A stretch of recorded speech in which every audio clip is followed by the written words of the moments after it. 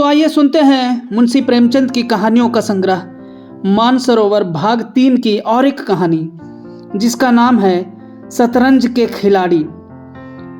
वाजिद अली शाह का समय था। लखनऊ विलासिता के रंग में डूबा हुआ था। छोटे बड़े, अमीर गरीब सभी विलासिता में डूबे हुए थे। कोई नृत्य और गान की मजलिस सजाता था तो कोई अफीम की पिनक ही के मजे लेता था। जीवन के प्रत्येक विभाग में आमोद प्रमोद को प्राधान्य था। शासन विभाग में, साहित्य क्षेत्र में, सामाजिक व्यवस्था में, कला कौशल में, उद्योग धंधों में, आहार विहार में सर्वत्र विलासिता व्याप्त हो रही थी। कर्मचारी विषय वासना में, कविगण प्रेम और विरह के वर्णन में, कारीगर कला बतू और चिकन बनाने में, व्यवसायी सुर में, इत्र मिस्सी और उबटन का रोजगार करने में लिप्त था। सभी की आंखों में विलासिता का मद छाया हुआ था। संसार में क्या हो रहा है इसकी किसी को खबर न थी। बटेर लड़ रहे हैं, तीतरों की लड़ाई के लिए पाली बदी जा रही है, कहीं चौरस बिछी हुई है, पौ बारह का शोर मचा हुआ है, कहीं शतरंज का घोर संग्राम छिड़ा हुआ है। राजा से लेकर रंक तक इसी धुन में मस्त थे। यहाँ तक कि फकीरों को पैसे मिलते तो वे रोटियां न लेकर अफीम खाते या मदक पीते। शतरंज ताश गंजीफा खेलने में बुद्धि तीव्र होती है, विचार शक्ति का विकास होता है, पेचीदा मसलों को सुलझाने की आदत पड़ती है। ये दलील जोर के साथ पेश की जाती थी। इस संप्रदाय के लोगों से दुनिया अब भी खाली नहीं है। इसलिए अगर मिर्जा सज्जाद अली और मीर रोशन अली अपना अधिकांश समय बुद्धि तीव्र करने में व्यतीत करते थे तो किसी विचारशील पुरुष को क्या आपत्ति हो सकती थी। दोनों के पास मौरूसी जागीरें थी, जीविका की कोई चिंता न थी। घर बैठे चखोतियां करते, आखिर और करते ही क्या। प्रातःकाल दोनों मित्र नाश्ता करके बिसात बिछाकर बैठ जाते, मुहरे सज जाते और लड़ाई के दांव पेच होने लगते थे। फिर खबर न होती थी कि कब दोपहर हुई, कब तीसरा पहल, कब शाम। घर के भीतर से बार बार बुलावा आता था, खाना तैयार है। यहाँ से जवाब मिलता, चलो आते हैं, दस्तरख्वान बिछाओ। यहाँ तक कि बावर्ची विवश होकर कमरे में ही खाना रख जाता था और दोनों मित्र दोनों काम साथ साथ करते थे। मिर्जा सज्जाद अली के घर में कोई बड़ा बूढ़ा न था, इसलिए उन्हीं के दीवान खाने में बाजियां होती थी। मगर यह बात न थी कि मिर्जा के घर के और लोग उसके व्यवहार से खुश हो। घरवाली का तो कहना ही क्या, मोहल्ले वाले, घर के नौकर चाकर तक नित्य द्वेषपूर्ण टिप्पणियां किया करते थे। बड़ा मनहूस खेल है, घर को तबाह कर देता है। खुदा ना करे किसी को इसकी चाट पड़े। आदमी दीन दुनिया किसी के काम का नहीं रहता, न घर का न घाट का। बुरा रोग है। यहाँ तक कि मिर्जा की बेगम इससे इतना द्वेष था कि अवसर खोज खोज कर पति को लताड़ती थी, पर उन्हें इसका अवसर मुश्किल से मिलता था। वह सोचती रहती थी, तब तक उधर बाजी बिछ जाता था और रात को सब सो जाती थी, तब कहीं मिर्जा जी भीतर आते थे। हाँ, नौकरों पर वह अपना गुस्सा उतारती रहती थी। क्या पान मांगे हैं? कह दो आकर ले जाएं। खाने की भी फुर्सत नहीं है, ले जाकर खाना सिर पटक दो, खाएं चाहे कुत्ते को खिलावे। पर रूबरू वह कुछ न कह सकती थी। उनको अपने पति से उतना मलाल न था जितना मीर साहब से। उन्होंने उसका नाम मीर बिगाड़ू रख छोड़ा था। शायद मिर्जा जी अपनी सफाई देने के लिए सारा इल्ज़ाम मीर साहब ही के सिर थोप देते थे। एक दिन बेगम साहिबा के सिर में दर्द होने लगा। उन्होंने लोडी से कहा, जाकर मिर्ज़ा साहब को बुला लो, किसी हकीम के यहाँ से दवा लाए, दौड़ जल्दी कर। लौंडी गई तो मिर्ज़ा ने कहा, चल अभी आते हैं। बेगम का मिजाज गर्म था। इतनी ताब कहाँ कि उनके सिर में दर्द हो और पति शतरंज खेलता रहे। चेहरा सुर्ख हो गया। लौंडी से कहा, जाकर कह अभी चलिए, नहीं तो वह आप ही हकीम के यहाँ चली जाएंगी। मिर्जा जी बड़ी दिलचस्प बाजी खेल रहे थे। 2 ही किस्तों में मीर साहब की मात हुई जाती थी। झल्ला कर बोले, क्या ऐसा दम लबों पर है, जरा सब्र नहीं होता? मीर, अरे तो जाकर सुन ही आइए ना, औरतें नाजुक मिजाज होती हैं। मिर्जा, जी हाँ, चला क्यों न जाऊं, 2 किस्तों में आपको मात होती है। मीर, जनाब इस भरोसे में न रहिएगा, वह चाल सोची है कि आपके मुहरे धरे हैं और मात हो जाए। पर जाइए, सुन आइए, क्यों खामख्वाह उनका दिल दुखाइएगा। मिर्जा, इसी बात पर मात ही करके जाऊंगा। मीर, मैं खेलूंगा ही नहीं, आप जाकर सुन आइए। मिर्जा, अरे यार, जाना ही पड़ेगा हकीम के यहाँ। सिर दर्द खाक नहीं है, मुझे परेशान करने का बहाना है। मीर, कुछ भी हो, उनकी खातिर तो करनी ही पड़ेगी। मिर्जा, अच्छा एक चाल और चल लो। मीर, हरगिज नहीं, जब तक आप सुन ना आवेंगे मैं मुहरे में हाथ ना लगाऊंगा। मिर्जा साहब मजबूर होकर अंदर गए तो बेगम साहबा ने त्योरियां बदल कर लेकिन कराहते हुए कहा, तुम्हें निगोड़ी शतरंज इतनी प्यारी है, चाहे कोई मर ही जाए पर उठने का नाम नहीं लेते। नौज कोई तुम जैसा आदमी हो। मिर्जा, क्या कहूं, मीर साहब मानते ही न थे, बड़ी मुश्किल से पीछा छुड़ाकर आया हूं। बेगम, क्या जैसे वह खुद निखट्टू ही वैसे ही सबको समझते हैं? उनके भी बाल बच्चे हैं या सबका सफाया कर डाला है? मिर्जा, बड़ा लती आदमी है, जब आ जाता है तब मजबूर होकर खेलना पड़ता है। बेगम, दुत्कार क्यों नहीं देते? मिर्जा, बराबर का आदमी है, उम्र में दर्जे में मुझसे 2 अंगुल ऊंचे, मुलाहिजा करना ही पड़ता है। बेगम, तो मैं ही दुत्कार देती हूँ, नाराज हो जाएंगे, हो जाएं, कौन किसी की रोटियां चला देता है। रानी रूठेगी, अपना सुहाग लेंगी। हिरिया, बाहर से शतरंज उठा ला, मीर साहब से कहना मियाँ अब ना खेलेंगे, आप तशरीफ ले जाइए। मिर्जा, हाँ हाँ, कहीं ऐसा गजब भी ना करना, जलील करना चाहती हो क्या? ठहर हिरिया, कहाँ जाती है? बेगम, जाने क्यों नहीं देते, मेरे ही खून पिए जो उसे रोके। अच्छा, उसे रोका, मुझे रोको तो जानूं। यह कहकर बेगम साहिबा झल्लाई हुई दीवान खाने की तरफ चली। मिर्जा बेचारे का रंग उड़ गया। बीवी की मिन्नतें करने लगा, खुदा के लिए तुम्हें हजरत हुसैन की कसम, मेरी ही मैयत देखे जो उधर जाए। लेकिन बेगम ने एक ना मानी, दीवान खाने के द्वार तक चली गई, पर एकाएक पर पुरुष के सामने जाते हुए पांव बंध गए।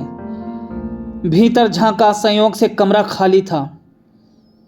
मीर साहब ने 2 मुहरे इधर उधर कर दिए थे और अपनी सफाई बताने के लिए बाहर टहल रहे थे। फिर क्या था, बेगम ने अंदर पहुंचकर बाजी उलट दी। मुहरे कुछ तख्त के नीचे फेंक दिए, कुछ बाहर, और किवाड़ अंदर से बंद करके कुंडी लगा दी। मीर साहब दरवाजे पर तो थे ही, मुहरे बाहर फेंके जाते देखे, चूड़ियों की झनक भी कान में पड़ी। फिर दरवाजा बंद हुआ तो समझ गए बेगम बिगड़ गई, घर की राह ली। मिर्जा ने कहा, तुमने गजब किया, बेगम, अब मीर साहब इधर आए तो खड़े खड़े निकलवा दूंगी। इतनी लौ खुदा से लगाते तो क्या गरीब हो जाते। आप तो शतरंज खेलें और मैं यहाँ चूल्हे चक्की की फिक्र में सिर खपाऊं। बोलो, जाते हो हकीम के यहाँ कि अब भी तामुल है। मिर्जा घर से निकले तो हकीम के घर जाने के बदले मीर साहब के घर पहुँचे और सारा वृत्तांत कहा। मीर साहब बोले, मैंने तो जब मोहरे बाहर आते देखे तभी ताजड़ गया, फौरन भागा। बड़ी गुस्सेवर मालूम होती है, मगर आपने उन्हें यूँ सिर पर चढ़ा रखा है, यह मुनासिब नहीं। उन्हें उससे क्या मतलब कि आप बाहर क्या करते हैं। घर का इंतजाम करना उनका काम है, दूसरी बातों से उन्हें क्या सरोकार। मिर्जा, खैर यह तो बताइए अब कहाँ जमाव होगा। मीर, इसका क्या गम, इतना बड़ा घर पड़ा हुआ है, बस यही जमे। मिर्जा, लेकिन बेगम साहब को कैसे मनाऊंगा। जब घर पर बैठा रहता था तब तो वह इतना बिगड़ती थी, यहाँ बैठक होगा तो शायद जिंदा ना छोड़ेगी। मीर, अजीब बकने भी दीजिए, 2-4 रोज में आप ही ठीक हो जाएंगी। हाँ, आप इतना कीजिए कि आज से जरा तन जाइए। मीर साहब की बेगम किसी अज्ञात कारण से उनका घर से दूर रहना ही उपयुक्त समझती थी, इसलिए वह उनके शतरंज प्रेम की कभी आलोचना न करती, बल्कि कभी कभी मीर साहब को देर हो जाती तो याद दिला देती थी। इन कारणों से मीर साहब को भ्रम हो गया था कि मेरी स्त्री अत्यंत विनयशील और गंभीर है। लेकिन जब दीवान खाने में बिसात बीछने लगी और मीर साहब दिन भर घर में रहने लगे तो उन्हें बड़ा कष्ट होने लगा। उनकी स्वाधीनता में बाधा पड़ गई। दिन भर दरवाजे पर झांकने को तरस जाती। उधर नौकरों में कानाफूसी होने लगी। अब तक दिन भर पड़े पड़े मक्खियां मारा करते थे। घर में चाहे कोई आवे चाहे कोई जाए, इनसे कुछ मतलब न था। 8 पहर की धौंस हो गई। कभी पान लाने का हुक्म होता, कभी मिठाई लाने का, और हुक्का तो किसी प्रेमी के हृदय की भांति नित्य जलता ही रहता था। वे बेगम साहब से जाकर कहते, हुजूर, मियाँ की शतरंज तो हमारे जी का जंजाल हो गई। दिन भर दौड़ते दौड़ते पैरों में छाले पड़ गए। यह भी कोई खेल है कि सुबह को बैठे तो शाम ही कर दी। घड़ी आध घड़ी दिल बहलाव के लिए खेल लेना बहुत है। खैर, हमें तो कोई शिकायत नहीं। हुजूर के गुलाम हो, जो हुक्म होगा बजा ही लावेंगे, मगर यह खेल मनहूस है। इसका खेलने वाला कभी पनपता नहीं। घर पर कोई ना कोई आफत जरूर आता है। यहाँ तक कि एक के पीछे मोहल्ले के मोहल्ले तबाह हो जाते देखे गए हैं। सारे मोहल्ले में यही चर्चा होती रहती है, हुजूर का नमक खाते हैं। अपने आका की बुराई सुन सुनकर रंज होता है, मगर क्या करें। इस पर बेगम साहिबा कहती है, मैं तो खुद इसको पसंद नहीं करती, पर वह किसी की सुनते ही नहीं। क्या किया जाए। मोहल्ले में भी 2-4 पुराने जमाने के लोग थे। वे आपस में भांति भांति के अमंगल की कल्पनाएं करने लगे। अब खैरियत नहीं है। जब हमारे रईसों का यह हाल है तो मुल्क का खुदा ही हाफिज। यह बादशाहत शतरंज के हाथों तबाह होगी। आसार बुरे हैं। राज्य में हाहाकार मचा हुआ था। प्रजा दिन दहाड़े लूटी जाती थी। कोई फरियाद सुनने वाला न था। देहातों की सारी दौलत लखनऊ में खींची चली आती थी और वह वेश्याओं में, भाड़ों में और विलासिता के अन्य अंगों की पूर्ति में उड़ जाती थी। अंग्रेजी कंपनी का ऋण दिन दिन बढ़ता जाता था। कमली दिन दिन भीग कर भारी होती जाती थी। देश में सुव्यवस्था न होने के कारण वार्षिक कर भी न वसूल होता था। रेसिडेंट बार बार चेतावनी देता था। पर यहाँ लोग विलासिता के नशे में चूर थे। किसी के कान में जूं न रेंगती थी। खैर, मीर साहब के दीवान खाने में शतरंज होते महीने गुजर गए। नए नए नक्शे हल किए जाते, नए नए बनाए जाते, नित नई व्यूह रचना होती। कभी कभी खेलते खेलते भीड़ हो जाती, तू मैं तक की नौबत आ जाती, पर शीघ्र ही दोनों में मेल हो जाता। कभी कभी ऐसा भी होता कि बाजी उठा दी जाती। मिर्जा जी रूठ कर अपने घर में जा बैठते, पर रात भर की निद्रा के साथ सारा मनोमालिन्य शांत हो जाता था। प्रातःकाल दोनों मित्र दीवान खाने में आ पहुंचते थे। एक दिन दोनों मित्र बैठे शतरंज की दलदल में गोते लगा रहे थे कि इतने में घोड़े पर सवार एक बादशाही फौज का अफसर मीर साहब का नाम पूछता हुआ आ पहुंचा। मीर साहब के होश उड़ गए। यह क्या बला सिर पर आई? यह तलबी किस लिए हुई? अब खैरियत नहीं नजर आती। घर के दरवाजे बंद कर लिए। नौकर से बोले, कह दो घर में नहीं है। सवार, घर में नहीं तो कहाँ है? नौकर, यह मैं नहीं जानता। क्या काम है? सवार, काम तुझे क्या बतलाऊं? हुजूर से तलबी है। शायद फौज के लिए कुछ सिपाही मांगे गए हैं। जागीरदार है कि दिल लगी। मोर्चे पर जाना पड़ेगा तो आटे दाल का भाव मालूम हो जाएगा। नौकर, अच्छा तो जाइए, कह दिया जाएगा। सवार, कहने की बात नहीं, कल मैं खुद आऊंगा, साथ ले जाने का हुक्म हुआ है। सवार चला गया। मीर साहब की आत्मा कांप उठी। मिर्जा जी से बोले, कहिए जनाब, अब क्या होगा? मिर्जा, बड़ी मुसीबत है, कहीं मेरे भी तलबी ना हो। मीर, कमबख्त कल आने को कह गया है। मिर्जा, आफत है और क्या, कहीं मोर्चे पर जाना पड़े तो बेमौत मरे। मीर, बस यही एक तदबीर है कि घर पर मिले ही नहीं।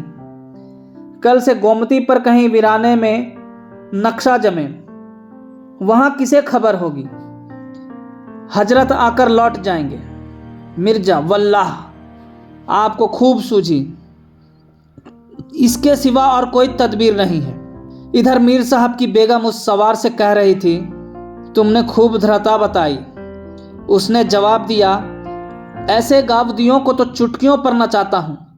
इनकी सारी अकल और हिम्मत तो शतरंज चर ली, अब भूल कर भी घर न रहेंगे। दूसरे दिन से दोनों मित्र मुंह अंधेरे घर से निकल खड़े होते। बगल में एक छोटी सी दरी दबाए, डिब्बे में गिलोरियां भरे, गोमती पार कर एक पुरानी वीरान मस्जिद में चले जाते, जिसे शायद नवाब आसफाउद्दौला ने बनवाया था। रास्ते में तंबाकू, चिलम और मदरिया ले लेते और मस्जिद में पहुंच दरी बिछा हुक्का भर शतरंज खेलने बैठ जाते थे। फिर उन्हें दीन दुनिया के फिक्र न रहती थी। किस्त, शह आदि दो एक शब्दों के सिवा मुंह से और कोई वाक्य नहीं निकलता था। कोई योगी भी समाधि में इतना एकाग्र न होता। दोपहर को जब भूख मालूम होती तो दोनों मित्र किसी नानबाई की दुकान पर जाकर खाना खाते और एक चिलम हुक्का पीकर फिर संग्राम क्षेत्र में डट जाते। कभी कभी तो उन्हें भोजन का भी ख्याल न रहता था। इधर देश की राजनीतिक दशा भयंकर हलचल मची हुई थी। लोग बाल बच्चों को ले लेकर देहातों में भाग रहे थे, पर हमारे दोनों खिलाड़ियों को इसकी जरा भी फिक्र न थी। वह घर से आते तो गलियों में होकर। डर था कि कहीं किसी बादशाही मुलाजिम की निगाह न पड़ जाए, नहीं तो बेगार में पकड़े जाएं। हजारों रुपए सालाना की जागरी मुफ्त में ही हजम करना चाहते थे। एक दिन दोनों मित्र मस्जिद के खंडहर में बैठे हुए शतरंज खेल रहे थे। मिर्जा की बाजी कुछ कमजोर थी। मीर साहब को किस्त पर किस्त दे रहे थे। इतने में कंपनी के सैनिक आते हुए दिखाई दिए। यह गोरों की फौज थी। जो लखनऊ पर अधिकार जमाने के लिए आ रही थी। मीर साहब, अंग्रेजी फौज आ रही है, खुदा खैर करे। मिर्जा, आने दीजिए, किस्त बचाइए। लो यह किस्त। मीर, तोर खाना भी है, कोई 5,000 आदमी होंगे। कैसे जवान हैं, लाल बंदरों से मुंह है, सूरत देखकर खौफ मालूम होता है।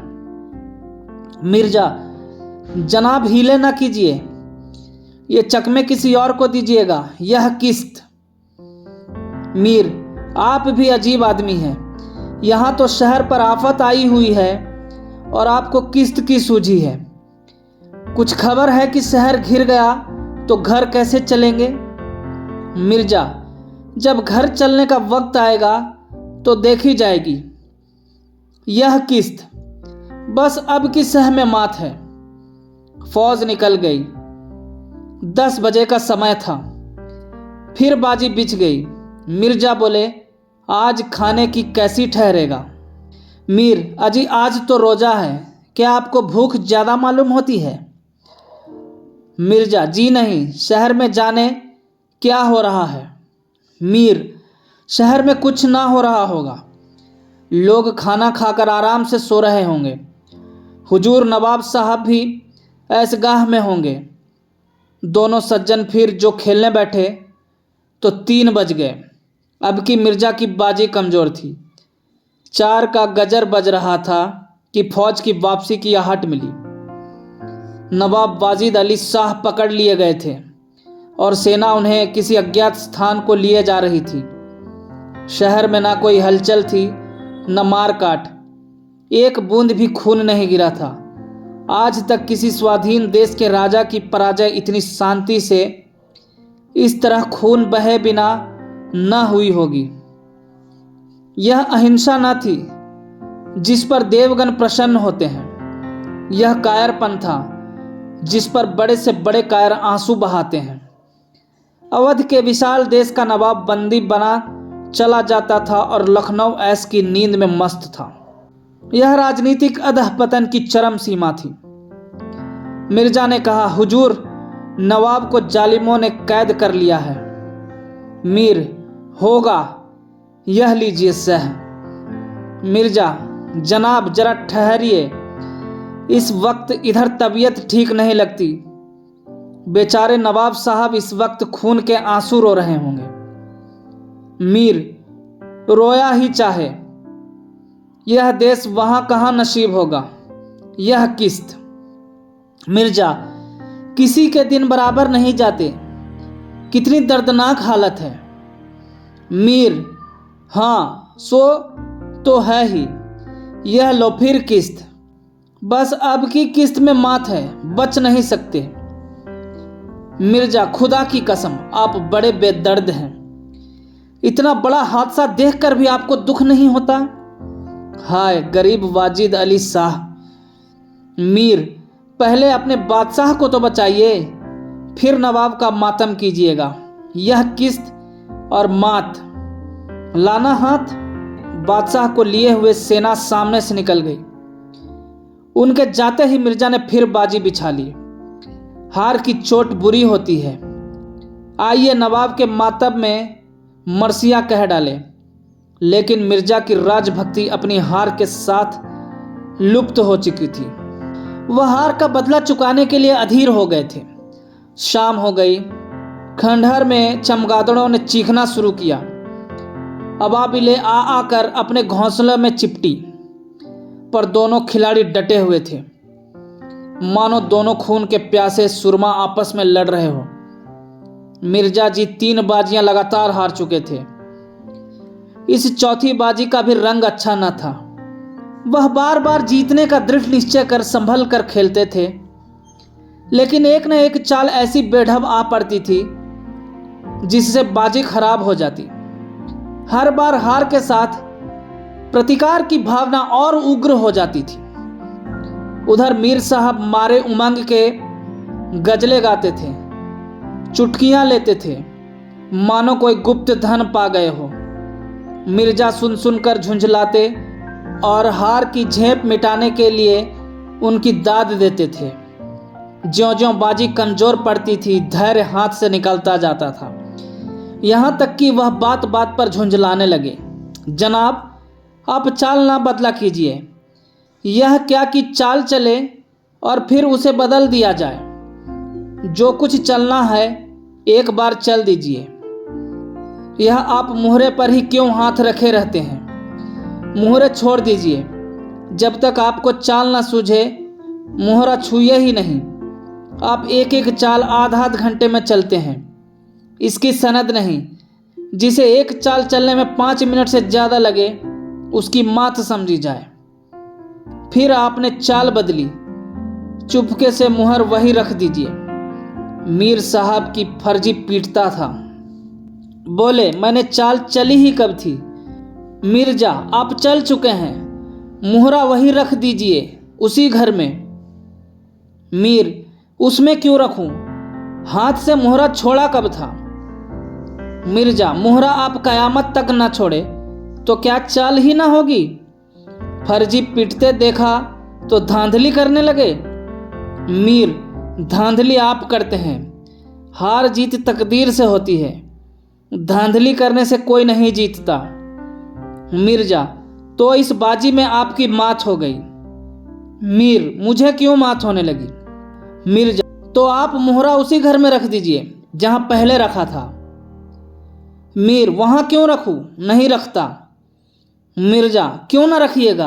आपको रखना होगा। तकरार बढ़ने लगी। दोनों अपनी अपनी टेक पर अड़े थे। न यह दबता था न वह। अप्रासंगिक बातें होने लगी। मिर्जा बोले, किसी ने खानदान में शतरंज खेली होती तब तो इसके कायदे जानते। वो तो हमेशा घास छीला किए। आप शतरंज क्या खेलिएगा?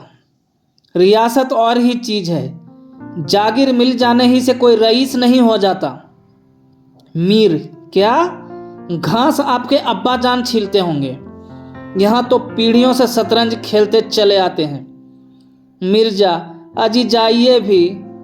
गाजिउद्दीन हैदर के यहाँ बावर्ची का काम करते करते उम्र गुजर गई।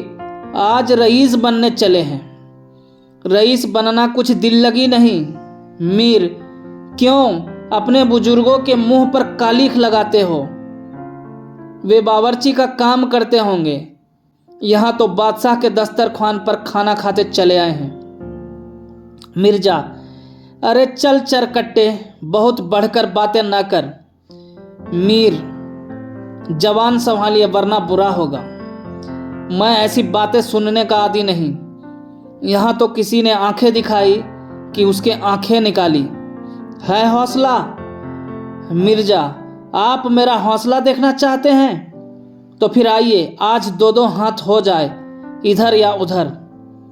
मीर, तो यहाँ तुमसे दबने वाला कौन है? दोनों दोस्तों ने कमर से तलवारें निकाल ली। नवाबी जमाना था। सभी तलवार पेश कब्ज कटार वगैरह बांधते थे। दोनों विलासी थे पर कायर न थे। उनमें राजनीतिक भावों का अधःपतन हो गया था। बादशाह के लिए क्यों मरे, पर व्यक्तिगत वीरता का अभाव न था। दोनों ने पैतरे बदले, तलवारें चमकी, छपाछप की आवाज़ें आई।